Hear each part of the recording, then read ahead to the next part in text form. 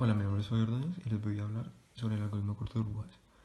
Teóricamente funciona revisando cada elemento de la lista que va a ser ordenada con la siguiente, intercambiándolos de posición si están en el orden equivocado. Más sencillo vamos a explicar con este ejemplo.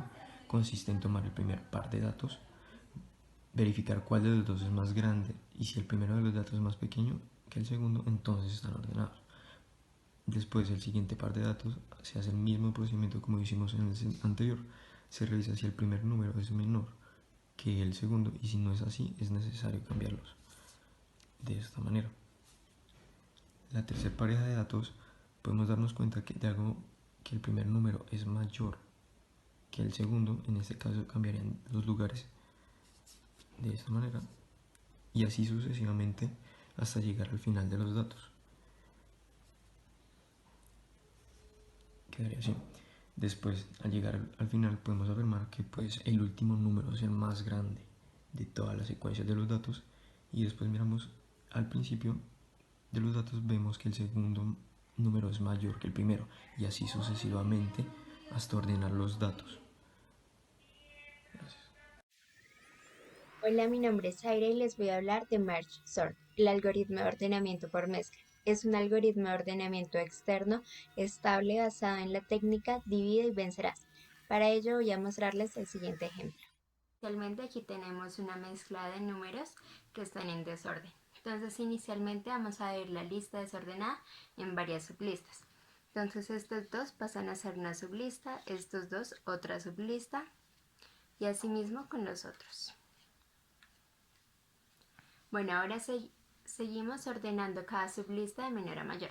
Entonces en esta el número menor es el 5 y luego iría el 6. En esta primero iría el 1 y después el 3. En esta el 7 y luego el 8. En esta el 2 y luego el 4.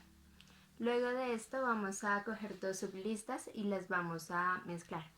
Entonces esta es nuestra primera sublista y esta es la segunda. El 1 sería el número menor, entonces empezamos por ese. Luego iría el 3, luego el 5 y luego el 6. Asimismo con esta el 2 sería el menor, seguiría el 4, luego el 7 y luego el 8.